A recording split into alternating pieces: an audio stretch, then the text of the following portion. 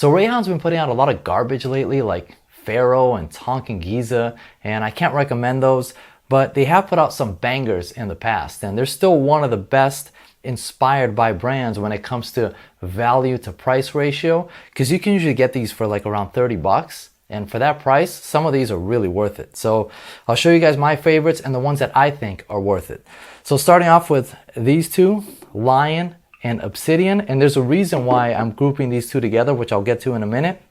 And the first one that I would recommend is the Rayhaan Lion. Now this one is safe blind buy, mass appealing. This is an amazing fragrance. I think to this day it's still their best release and the easiest one to recommend for a blind buy. So this one takes that ultra male DNA, tones down the sweetness a little bit, and adds beast mode performance. This is one of those rare cases where the inspired by actually is better than the OG. I know a lot of people say oh, this is better than the original. That's very rarely the case, but it is in this case. And I actually have Ultra Male, and I have not touched it since I got this, because Ultra Male is like excessively sweet to where it's almost feminine leaning, and it's like a very synthetic sweetness that makes it kind of hard to wear, especially if you're an older guy. It's a little bit better for younger people, but this one fixes that. This one's not as sweet, and it's got this almost soapy quality to it. They really just refined the DNA. It's amazing, and the performance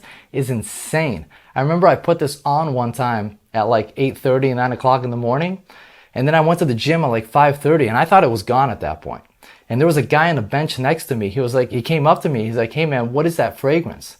I'm like, "You can smell that?" And he said, "Yeah, it's really strong, really attention grabbing. I love it." And then I told him what it is, and of course he's never heard of it. Like Rayhaan, like you get out of this like TikTok, social media space, no one's ever heard of this stuff. So he was thinking it was gonna be like some super expensive fragrance. He's like, "How much is it? Is it too expensive?" Like, "No, dude, it's like 30 bucks. And he was blown away and got it immediately. So this one is amazing. And the second best in the line to me is the Obsidian. And I told you guys I put these two together for a reason, because the way that I would describe this one, some people say it's Dior Homme Parfum, and then they say it's the 2015 version, 2011 version. No, it's the reformulated 2025. Forget all that. That description doesn't help anyone. I don't think it's accurate. And most people haven't even smelled all those versions of Dior Homme Parfum to even understand what you're saying. Here's how I would describe it. This to me is this. You tone down the sweetness a little bit, and you add a ton of that lipsticky, makeup-y iris. That iris that you find in like Dior Homme Intense, Valentino Uomo Intense, the Givenchy Gentleman line. That's what it is. It smells a lot like this, a little less sweet, and with a ton of that iris. So this is like a more mature, more elegant version of this. If you're an older guy and you're not a big fan of the Ultra Male DNA because it's too sweet for you, it's too F-boyish, you can go for something like this. This is a more mature, more elegant version. I like this one a lot. This is my personal favorite Rayhaan, and this one is amazing. Very, very good, especially if you like this, but you want a more elevated version of it. That's what it is to me, and it's awesome. And then we move on to the Rayhaan Valhalla. This is their take on that Angel Share Parody, which is like a boozy raspberry fragrance.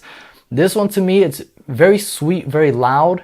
It kind of falls into that ultra male category. It's like a party clubbing kind of fragrance and very youthful smelling. So if you're looking for something like that for partying, for clubbing, something loud, sweet, boozy, this is a great option, especially for younger guys. If you just want something a little bit different, but still in that space.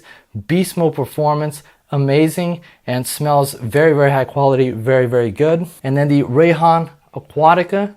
This one, I'm not a big fan of fresh fragrances, so I don't love this one, but you can't deny the quality. It smells very, very good. What I get out of this is just a ton of lime and then some coconut that almost smells like coconut oil. It's like lime and coconut oil to me. It smells very beachy because it smells like those coconut suntan lotions.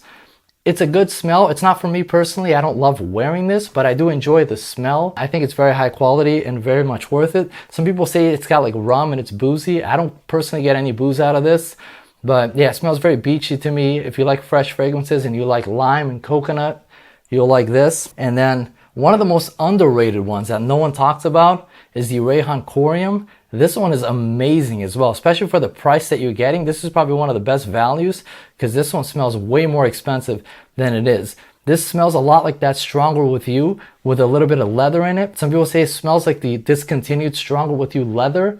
I don't know about that because I never smelled that one, but it does smell a lot like Stronger With You, and it's got a little bit of leather to it, but it's not a very harsh or overpowering leather or animalic leather. You know, those are like very hard to wear, and I'm not a big fan of leather in general unless it's done very, very well. And here it's just very, very light. It just adds a little bit of kick to the DNA, and the performance is beast mode. This thing will last forever because of that leather. It's a very heavy, dense fragrance. But yeah, this one is amazing. I like this one a lot. If you want something for like nighttime, night out, to like really stand out, this one is great, especially for the price. Amazing.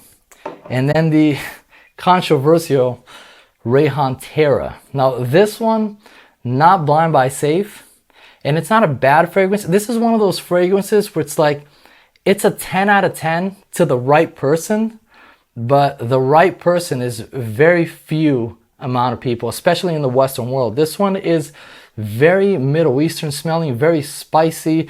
If you like fragrances like African leather, this one reminds me a lot of that, but with like an ambery sweetness added to it. So this one, African leather, is very spicy, a ton of cardamom, and there's like no sweetness to it. It's just spice. And it's an amazing fragrance, but it's a very hard wear. And this one adds a little bit of sweetness to that kind of DNA. It's got the same cardamom and same level of spiciness, but it's got a little bit of sweetness to it in the dry down that makes it really, really nice. But this one, not going to be for younger people. They're not going to like this. And I think most people are not really going to enjoy this. But if you're the kind of person that likes those really spicy Middle Eastern fragrances, then this one is a banger. You'll probably love it. The quality is very, very good for the price. So hard to recommend, you know, because you have to be the right person for this. Definitely don't recommend a blind buy, but it's not a bad fragrance. It's just for very few select people that are going to like it. And then the last one is the Rayhaan Italia. This is their take on Xerjoff Naxos, and it comes pretty close to that DNA. This one, you get a ton of honey in this fragrance, so you have to like the smell of honey, but it's very well done in this. And this one's a little bit lighter than Naxos. It's not as cloying, because Naxos is a pretty heavy and dense fragrance, which is why a lot of people consider it more of like a fall-winter fragrance. This one doesn't feel as heavy and as cloying, but you still get that honey smell out of it. So if you like the smell of honey, if you want something for like a date night, it's not beast mode performance by any means, but it's not bad either. So it could be good for like a date night kind of situation where you don't want to be too loud. And it's a very nice, like sweet honey fragrance. But again, this is one that kind of like the Terra, but not as extreme. It's not going to be for everybody, but it probably will be a 10 out of 10 for the right person. But I think more people are going to like this than the Terra, obviously, because this one is not spicy at all. It's just like a nice, sweet fragrance. But, you know, not my favorite, but not the worst either. It's a decent fragrance.